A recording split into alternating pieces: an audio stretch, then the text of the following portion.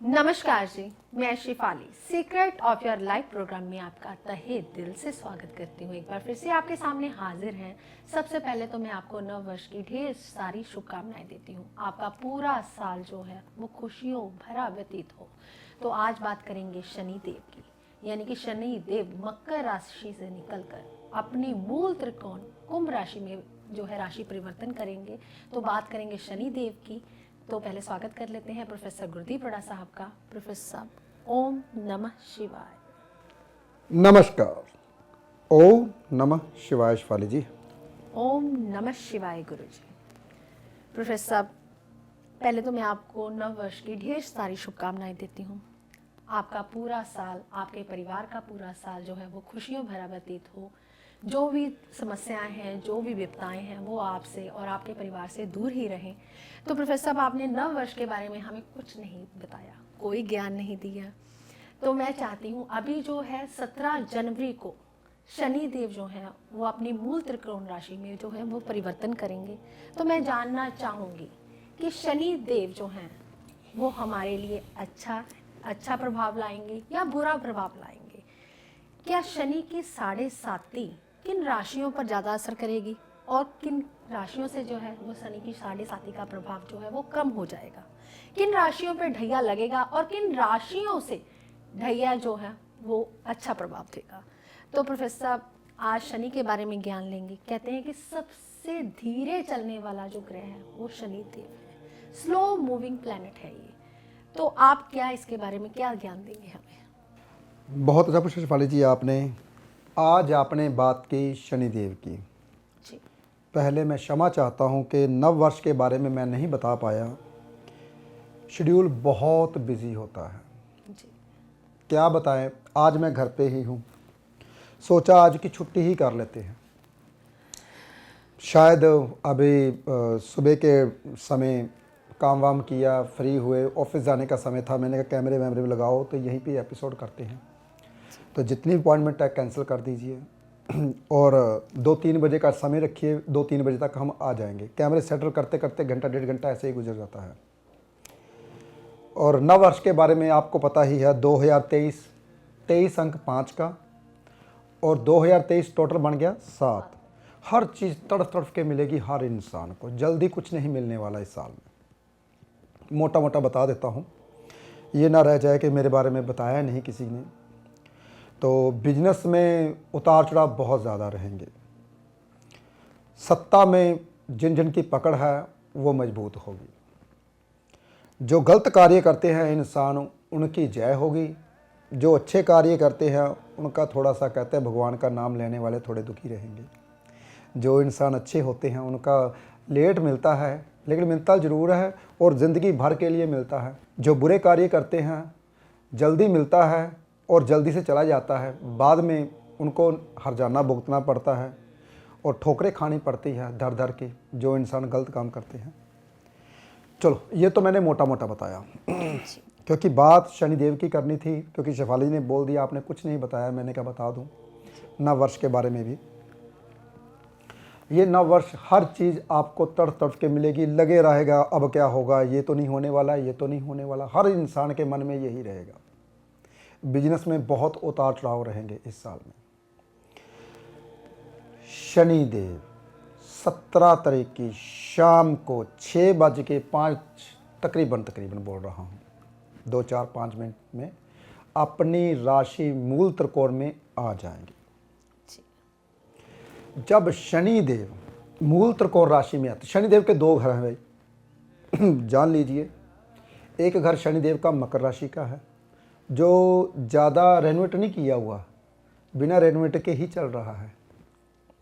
वो ज़्यादा देखभाल शनिदेव वहाँ नहीं करते। वहाँ पे जो इंसान गलत होते हैं ना, तो वो शनिदेव ने अपना दूसरा घर इसलिए बना रखा है कि गलत लोगों को मिलने के लिए। और एक घर है उसका अपना, बहुत सुंदर, बहुत अच्छा, बहुत प्यारा। ये साइंटिफिक रीजन से समझा रहा हूँ भाई। दुनिया में कोई ऐसा इंसान नहीं जो आपको ऐसे समझाए। एक हमारा लोता चैनल है the secret of your life, जो हर बात को साइंटिफिक रीजन से समझाते हैं। शनिदेव ने अपने 2 घर बना रखे हैं। एक घर मकर राशि का जिसमें हर गलत बंदे को, हर सब बंदों को वहीं पे ही मिलते हैं। और एक घर है मूल त्रिकोण राशि कुंभ राशि का, जो बहुत सुंदर है, जो खास खास बंदे होते हैं ना वहीं पे जाते हैं, जो अच्छे इंसान होते हैं, भक्ति भावना करते हैं, जो अच्छे कार्य करते हैं, अच्छे लोग, अच्छे, जैसे कि आप भी अपने घर में किसको लाते हो भाई? जो अच्छा इंसान होता है, जो बहुत बड़ा इंसान होता है उसको। जो बुरा इंसान होता है उसको कहते चलो यार शॉप में आ जा, अच्छा यहीं पे आ जा, बस मैं यहीं पे बैठा हुआ हूँ। क्यों शिवाली जी? जी बिल्कुल, ऐसे ही है जी बिल्कुल। ऐसे ही शनिदेव ने अपनी मकर राशि में दूसरा घर रखा हुआ, तो सूर्यदेव मकर राशि में जाने वाले हैं, जिसे मकर संक्रांति बोलते हैं। चलो दूसरा एपिसोड हम मकर संक्रांति की बोल देंगे। जी प्रोफेसर साहब, अभी जैसे कि पिछले 2.5 वर्ष सबको पता है कि कुछ हालात देश के अच्छे नहीं थे। क्या 30 वर्ष पहले शनिदेव अपनी मूल त्रिकोण राशि में थे और 30 वर्षों बाद अब मूल त्रिकोण राशि में आएंगे, क्या देश की स्थिति कुछ बदलेगी या वही रहेगी? शिफाली जी, अभी मैं बोल के हटा हूँ जी कि शनिदेव अपनी बुरी राशि में बैठे हुए थे, बुरे घर में थे, जी तो बुरे लोगों से मिल रहे थे, जी, तो सब कुछ क्या चल रहा था? बुरा। बुरा ही चल रहा था। जी 2.5 साल तो बुरा ही चला। जी एक दफ़ा मार्गी हुए, फिर वक्री होकर बुरी राशि में आ गए। कुछ लोग रह गए थे मिलने के लिए, उनको मिलने के लिए आए थे मकर राशि में, फिर मिलकर अब जा रहे हैं 17 तारीख को शाम के 6:02-5 में अपनी राशि परिवर्तन कर लेंगे। जी जब भी शनिदेव राशि परिवर्तन करते हैं, पहले तो सारस्वती के बारे में थोड़ा सा समझाता हूँ, सब कुछ समझाऊंगा, बहुत बारीकी में समझाऊंगा। आज शनिदेव के बारे में इतना बताऊंगा कि याद करोगे कि ज़िंदगी में ऐसे कभी किसी ने समझाया ही नहीं। मेरा हर एपिसोड एक अलग होता है, दुनिया का कोई इंसान उस एपिसोड के बारे में बता नहीं सकता। जो मेरे भीतर में बातें निकलती हैं वही सबको वो अंदर से निकलती हैं, खुद ब खुद। ऐसे नहीं कि मैंने किताबें पढ़ ली या कुछ कर लिया, किताबों से तो कुछ मिलता ही नहीं है। ढूंढने की कोशिश कर लीजिए, मिल जाए तो आपको मेरे को बता दीजिए, मैं भी अप्लाई करना शुरू कर दूंगा। सुनिए बहुत ध्यान से। जब कभी शनिदेव राशि परिवर्तन करते हैं, जैसे कि मकर राशि से निकलेंगे तो कुंभ राशि में आ जाएंगे। 7.5 आती कैसे, पहले ये समझ लीजिए। 7.5 सिर के ऊपर आती है, फिर हृदय में यानी कि छाती पे आती है, फिर पाँव के द्वारा चली जाती है। फिर से सुनिए, 7.5 सिर के ऊपर आती है, फिर हृदय में आती है, फिर पाँव के द्वारा चली जाती है। अब 7.5 हृदय के ऊपर किसकी आई है? कुंभ राशि के। पाँव में किसकी आई है? मकर राशि के। और सिर पे किसकी आई है? मीन राशि पे। 7.5 शुरू हो गई है, 17 तारीख को शुरू हो जाएगी। और 7.5 जो होती है, कहते हैं जाते समय किसका बेनिफिट करती है, आते समय किसका बेनिफिट करती है, ये भी तो पता होना चाहिए भाई। 7.5 जब कभी जाती है तो मकर राशि का बेनिफिट करेगी जाते समय। जाते समय कुंभ और मीन का बेनिफिट नहीं करेगी, नुकसान करेगी। समझने वाली बातें हैं, बहुत बारीकी में समझा रहा हूं आपको। अब 7.5 मूल त्रिकोण राशि के ऊपर आई है, यानी कि कुंभ राशि शनि की अच्छी राशि है, तो उसके ऊपर शनिदेव आ गए हैं। तो क्या कितना कुछ बुरा करेंगे भाई? ज़्यादा बुरा नहीं करेंगे, क्योंकि शनि की अपनी राशि है भाई, तो ज़्यादा बुरा कैसे कर सकते हैं? ज़्यादा बुरा नहीं करेंगे। और गुरु की, उनके गुरु की राशि है भाई, उनका बुरा कैसे कर सकते हैं? मीन राशि, ज़्यादा बुरा नहीं करेंगे, जाते समय बहुत बुरा करेंगे। कुंभ राशि से जब जाएंगे कि मैं अपना घर छोड़ के जा रहा हूँ, जैसे कि मान लीजिए आपको बोला जाए आपने जाना है 2 साल के लिए विदेश जाओ, 2 साल के लिए वहाँ पे काम करना पड़े, अपना इतना सुंदर घर, गाड़ी, व्हीकल, मकान, सब कुछ बहुत सुंदर है, आपको छोड़ के जाना पड़े तो दुख लगेगा, लगेगा ना? इसलिए उनको दुख लगेगा जो कुंभ राशि में जिसका चंद्रमा बैठा हुआ है। जब 7.5 कुंभ राशि से जाएगी तो दुखी करेगी जी। ये साइंटिफिक रीजन से समझा रहा हूं। अब गंदा घर है भाई, मान लीजिए मेरा एक और घर हो, बस्ती, ऐसी बस्ती में हो कुछ, वो बस्ती से हो, वहाँ मुझे रहना ही पड़ता, क्योंकि वहाँ क्यों रहना पड़ता, ये घर मेरा रेनोवेशन हो रहा था, मैं रेनोवेशन चल रही थी, तो इस घर में आ नहीं सकता, घट्टा मिट्टी था, दमे की प्रॉब्लम, कुछ ऐसा सामान लीजिए, तो उस घर में मुझे मजबूरी में रहना पड़ रहा था। तो उस घर से जब मैं निकलूंगा, शुक्र है इस घर से खड़ा छुटा, मैं अच्छे घर में जा रहा हूँ। यानी कि मकर राशि से जब शनिदेव निकलेंगे तो अच्छा करेंगे मकर राशि का, क्योंकि वहाँ पे जो गलत लोग आते थे अब तो आएंगे नहीं, शनिदेव तो चले गए। सूर्यदेव आएंगे, वो क्या करेंगे, वो मकर संक्रांति के ऊपर मैं दूसरा एपिसोड करूंगा। ये साइंटिफिक रीजन से समझा रहा हूँ, शनिदेव के बारे में समझ लीजिए। यानी कि पहले सारस्वती किसके ऊपर चल रही थी, बहुत ध्यान से सुनिए, धनु राशि के ऊपर सारस्वती चल रही थी जी। अब धनु राशि के ऊपर सारस्वती खत्म हो जाएगी, अब मकर राशि पाँव के ऊपर चलेगी, उसका अच्छा करेगी। यानी कि मकर राशि वाले अच्छे हो जाएं भाई, सबका अच्छा होने वाला है। ये 2.5 साल में जो 1.5 साल पिछला रह जाएगा, 1 साल पिछला रह जाएगा, जितना कुछ खोया है मकर राशि वालों ने सब कुछ मिलने वाला है ये 2.5 सालों में। जी बिल्कुल। कुंभ राशि वालों की जो कि स्टार्टिंग में चल रही थी, सारस्वती स्टार्ट हो रही थी, अब तो ऊपर छाती के ऊपर आ गई है, जी। तो थोड़ा सा परेशान करेगी सारस्वती, थोड़ा सा परेशान करेगी। सिर के ऊपर आ जाएगी, बहुत परेशान करेगी। अब साढ़े किसके ऊपर आई है, मीन राशि के ऊपर और कुंभ राशि के ऊपर और मकर राशि के ऊपर। धनु राशि के ऊपर जो साढ़े चल रही थी वो खत्म हो गई। अब ढैये के बारे में साथ साथ ही बता देता हूँ, क्योंकि फिर रह जाएगा, जब कोई चीज़ रह जाती है तो रह जाती है। पहले ढैया किस किस के ऊपर चल रहा था, पहले ढैया चल रहा था मिथुन राशि के ऊपर, तुला राशि के ऊपर और तुला राशि के ऊपर पहले ढैया चल रहा था। ढैया कैसे बनता है ये भी सुन लीजिए।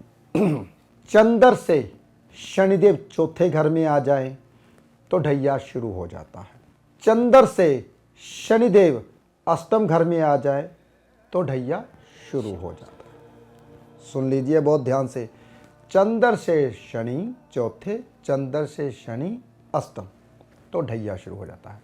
अब शनिदेव कहाँ चल रहे हैं भाई, अब कुंभ राशि में आएंगे, तो कुंभ राशि में आएंगे तो पीछे 10वां घर देख लीजिए, चंद्र से शनि चौथे आएंगे तो 10वां घर देखोगे ना, कुंभ राशि से 10वां घर देखोगे तो किसके ऊपर झाड़ती आ जाएगी, वृश्चिक राशि के ऊपर। कैसे, चंद्र से शनि चौथे, यानी कि शनि से चंद्र 10 में। बहुत ध्यान से सुनिए, ये बहुत बारीकी कैलकुलेशन है, ध्यान रखिए। ये ना ज़्यादातर ज्योतिषी ये देखते ही नहीं ढैया, क्योंकि ढैया सबसे ज़्यादा खतरनाक होता है। क्यों खतरनाक होता है, चलो बताओ मुझे, बता दूं। जब शनिदेव ऐसे बैठे हुए हैं, आपको ऐसे देख रहा, मैं आपको ऐसे देख रहा हूं, तो स्वाभाविक ये दृष्टि होती है, स्पेशल दृष्टि ऐसे होती है। जब कभी मैं ऐसे दृष्टि देखता हूं तो ये 10वीं दृष्टि है, यानी कि ढैया जब कभी 10वां घर शनि यानी कि कुंभ राशि से 10वां घर देखिए कौन सा आएगा, वृश्चिक राशि के ऊपर आएगा, तो वृश्चिक राशि के ऊपर ढैया शुरू हो जाएगा, तो यानी कि खराब। चंद्र से मैंने बोला शनि अष्टम, यानी कि अष्टम से चंद्र छठे, कौन सी राशि आ जाएगी, कर्क, कर्क राशि आ जाएगी। तो यानी कि कर्क राशि के ऊपर भी ढैया आने वाला है भाई। तो कर्क राशि वाले थोड़े से परेशान रहेंगे, क्योंकि चंद्र की खुद की राशि है, अच्छी राशि है, तो उसके ऊपर परेशानी क्यों आएगी, चलो बताओ मुझे। अब दोनों ही जल की राशियां हैं, वृश्चिक राशि भी जल की है और कर्क राशि भी जल की है। कर्क राशि पीने वाला पानी, साफ पानी, साफ पानी। वृश्चिक राशि जो मल मूत्र से निकला हुआ पानी, गंदा पानी। वहां पे शनिदेव जाएंगे, ज़्यादा बुरा नहीं करेंगे, हालांकि मंगल की राशि है, वो बुरा करना चाहिए लेकिन खुद ही खराब है। मंगल की मेष राशि में बहुत बुरा करते हैं भाई शनिदेव। ये साइंटिफिक तरीके वाली बातें हैं, बहुत ध्यान से समझिए, समझने वाली बातें हैं। जब तक समझोगे नहीं तब तक कभी ज्योतिष जान ही नहीं पाओगे। यहाँ पे ज़्यादा बुरा किसका करेंगे, चंद्र का। अरे भाई चंद्र का बुरा क्यों करेंगे, माँ का भाई, वो तो बुरा करना नहीं चाहिए, वो बुरा नहीं करते।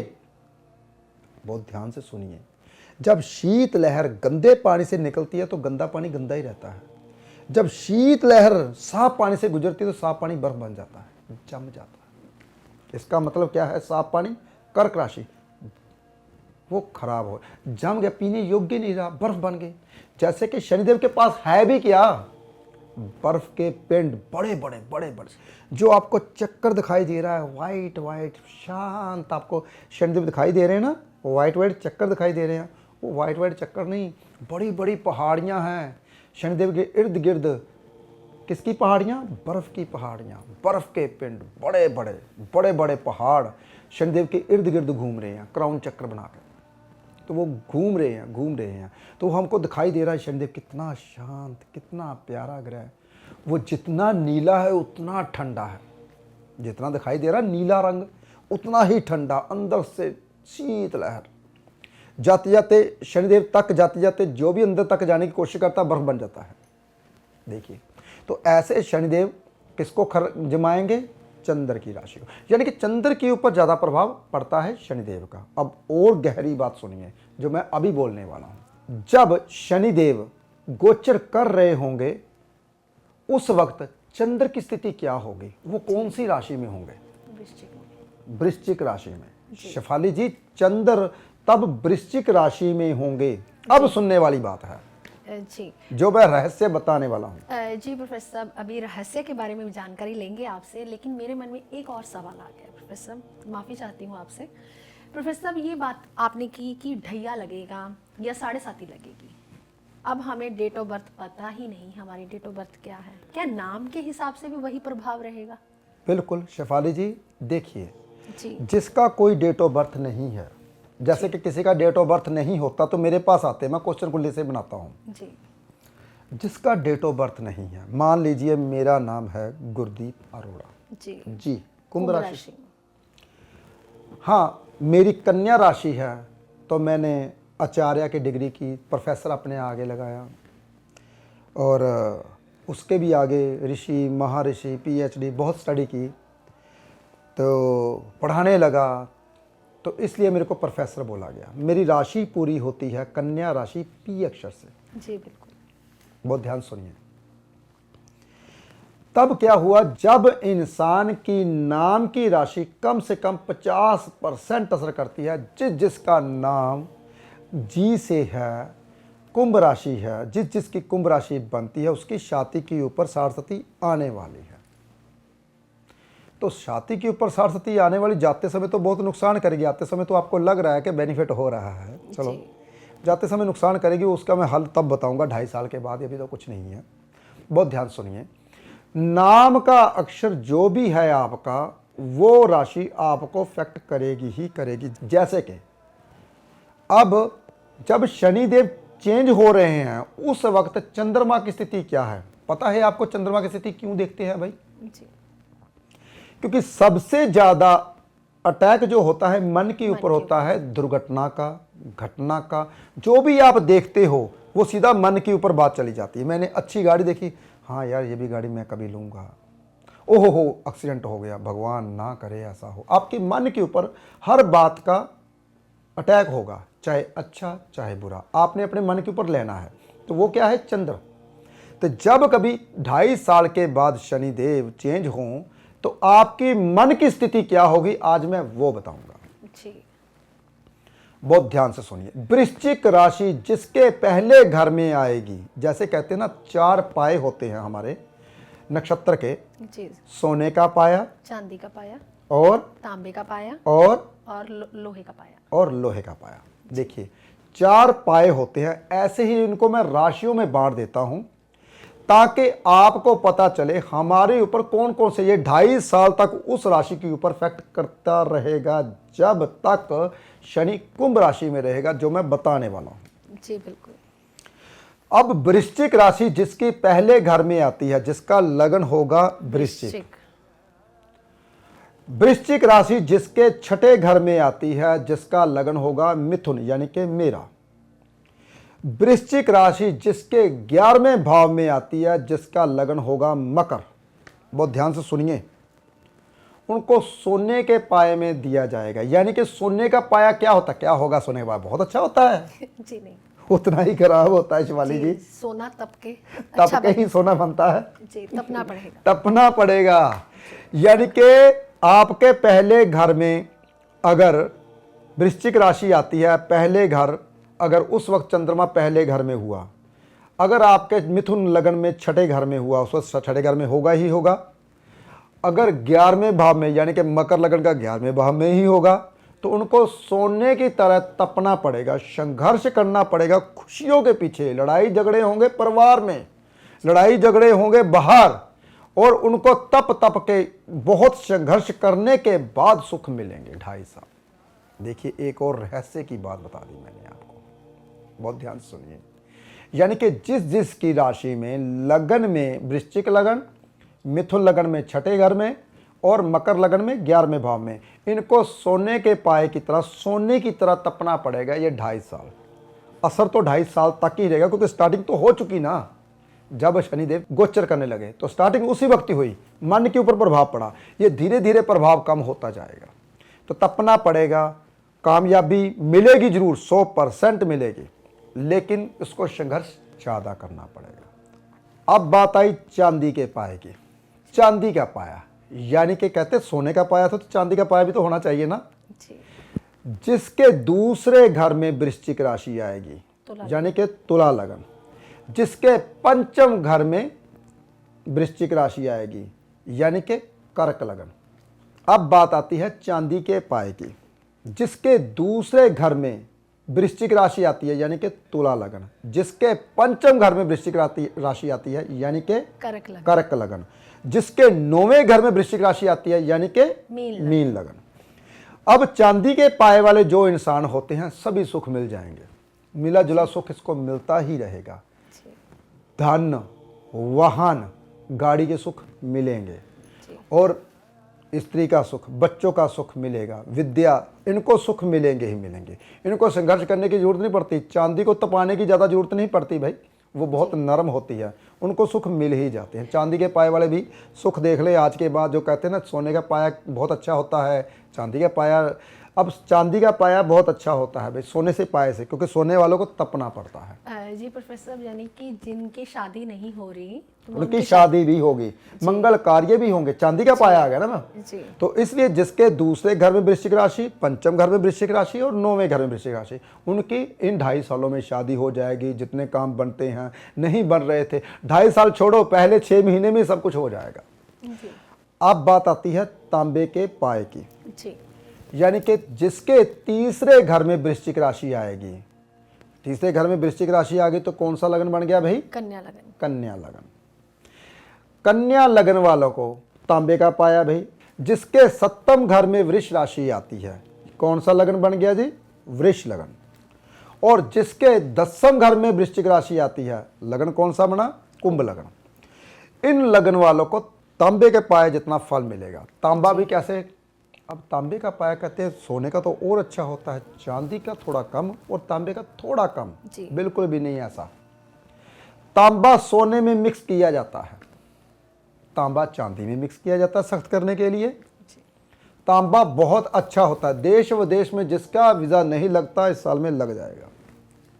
जिस जिस घर में, यानी कि किस किस घर की मैंने बात की? कन्या की। तीसरा घर, 7वें घर और 10वें घर।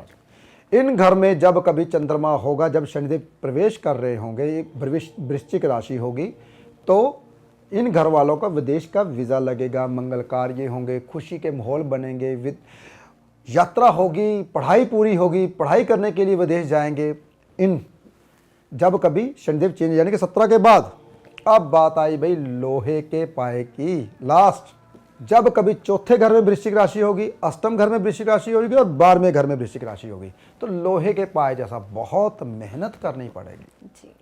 कोई भी कार्य पाने के लिए बहुत मेहनत करनी पड़ेगी, विदेश जाना के लिए बहुत मेहनत करनी पड़ेगी, वीज़ा नहीं लग पाएगा तो मुश्किलें बहुत ज़्यादा आएंगी, परेशानियां बहुत आएंगी। जब कभी शनिदेव चेंज कर रहे होंगे तो इन घरों में जब चंद्रमा होगा तो वो उसका मैंने फल बताया। आज मैंने थोड़ा सा रहस्य खोला, अब और भी अच्छा सुनिए किसके लिए अच्छा होगा और किसके लिए बुरा होगा। ढैया के बारे में मैंने बता दिया, सरस्वती के बारे में बता दिया। अब जो फल सुनिए बहुत ध्यान से। जब कभी शनिदेव चेंज कर रहे होंगे तो सबसे ज़्यादा फायदा किसको होगा? पॉलिटिशियन को बहुत ज़्यादा फायदा होगा, सत्ता में उसकी पकड़ मजबूत होगी। सब्जियों के भाव और जो अनाज के भाव बढ़े हुए थे वो गिरने की संभावना है, और जो गोल्ड का भाव बढ़ा हुआ है वो भी गिरने की संभावना है। जिनकी रुकावटें काम में पड़ती थी वो काम बनने शुरू हो जाएंगे। अपनी राशि के शनिदेव जब आएंगे अच्छा प्रभाव देंगे, खराब फल नहीं देंगे। लेकिन कुंभ राशि के ऊपर जब शनिदेव आते हैं तो छाती के ऊपर ज़्यादा अच्छा करने की कोशिश करते हैं पर होता नहीं है, मेहनत ज़्यादा करनी पड़ेगी। ऐसे ही जब कभी मीन राशि के ऊपर सरस्वती आती है, मीन लगन वालों को या मीन राशि वालों को प्रॉब्लम का सामना करना पड़ सकता है। जाते हुए समय बहुत ज़्यादा सामना करना पड़ेगा। जब कभी डिग्री चंद्र की, मान लीजिए आपका कुंभ राशि में 3 डिग्री का चंद्रमा है, जब कभी शनिदेव 3 डिग्री के आएंगे उस वक्त प्रभाव बुरा होगा। जब चंद्रमा की डिग्री उतनी ही हो तो उतनी ही शनि की डिग्री हो, प्रभाव बहुत ज़्यादा खराब होता है। घर की स्त्रियां परेशान हो जाती हैं, स्त्रियों के लिए कुंडली खराब होती है। माता को चोट लगने का या बीमार रहने का डर रहता है, मन आपका परेशान रहता है। ये डिग्री के बारे में बताया, और भी बारीकी में और बहुत सारी बातें हैं। जैसे जैसे शेफाली जी मेरे से क्वेश्चन पूछते जाएंगे वैसे वैसे मैं जवाब देता जाऊंगा। बहुत सारी बातें थी जो अधूरी रह गई, पीछे से इशारे आने शुरू हो चुके हैं। आज मैंने आपको शनिदेव के बारे में बहुत बारीकी में बताया। शनिदेव चेंज होंगे तो क्या क्या होगा, बहुत फल के बारे में बताया। अब आपको उपाय जरूर बताऊंगा। जी प्रोफेसर, मैं भी यही पूछने वाली थी कि आपने स्टार्टिंग तो बहुत हमें एक्साइटमेंट दे दी कि शनिदेव अपनी मूल त्रिकोण राशि में आएंगे तो बहुत अच्छा प्रभाव देंगे, लेकिन जाते जाते आपने एक विपता में डाल दिया, टेंशन में डाल दिया कि जब शनिदेव गोचर करेंगे तो चंद्रमा जो है वो 8 नंबर राशि के होंगे। तो पहले तो 8 नंबर राशि सुन के जितने भी जोशीगण हैं, जो आम लोग भी हैं, जो आपके पास आते हैं या किसी भी एस्ट्रोलॉजर के पास जाते हैं, तो सबको पता है कि 8 नंबर राशि अच्छी नहीं होती। तो सबका मन तो वैसे ही परेशान हो गया।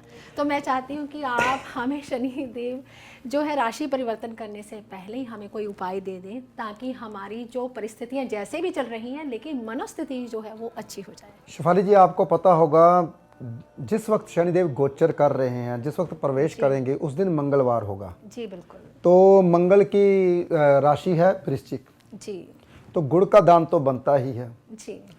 आपने क्या करना है, मंगलवार को शाम को समय कर सकते हो आप, और संध्या से पहले पहले करना है। तेल, गुड़, चावल और उड़द की दाल, ये धार्मिक स्थान के ऊपर दान करते हो तो बुरा प्रभाव कभी नहीं होगा। फिर दोबारा से सुनिए, गुड़, तिल, चावल, उड़द की दाल, ये चारों चीज़ें मंगलवार के दिन शाम के संध्या समय से पहले पहले आप धार्मिक स्थान पे दीजिए तो आपका कभी खराब नहीं होगा। आने वाले शनिदेव आपको अच्छा फल ही देंगे। ये बहुत अच्छा उपाय मैंने बताया ताकि आपके घर में खुशियाँ रहें। चावल जो होता है, अनाज जो होता है, खुशियों का कारका होता है। गुड़, मिठास आपके घर में बनी रहे, और जो उड़द की दाल परेशानियां हैं वो कभी भी आपके घर में ना आए। तो ऐसा करने से, जो तिल है, तिल तो भगवान विष्णु को चढ़ते हैं, तो तिल का दान करने से इस वक्त बहुत ज़्यादा ज़रूरी है, क्योंकि ये गर्म होते हैं और ख़ासकर शनि और चंद्र, सूर्य ठीक होते जब कोई इंसान तिल का दान करता है। तो जी प्रोफेसर साहब, आपका बहुत बहुत धन्यवाद। आपने हमें शनि देव के बारे में जानकारी दी, यानी कि शनि देव जो है वो मकर राशि से निकलकर अपनी मूल त्रिकोण राशि में 30 वर्षों बाद अपने ही घर में जाएंगे, तो कैसा प्रभाव रहेगा आज प्रोफेसर गुरदीप लोढ़ा साहब ने आपको बता ही दिया कि शनि देव अगर अपनी मूल त्रिकोण राशि में जाते हैं तो अच्छा प्रभाव ही देते हैं, लेकिन जिन जिन राशियों के लिए बुरा प्रभाव देते हैं तो उनके लिए उन्होंने उपाय भी बता दिया। तो आप इस वीडियो से पूरी जानकारी ले सकते हैं। ज्योतिष, फिटनेस, सेहत, लाइफस्टाइल से जुड़ी तमाम जानकारियों के लिए हमारे चैनल को लाइक करें, सब्सक्राइब करें और वीडियो को शेयर करना बिल्कुल भी ना भूलें। हम जल्दी अगले एपिसोड में मिलेंगे। फिलहाल आज के लिए इतना ही। ओम नमः शिवाय।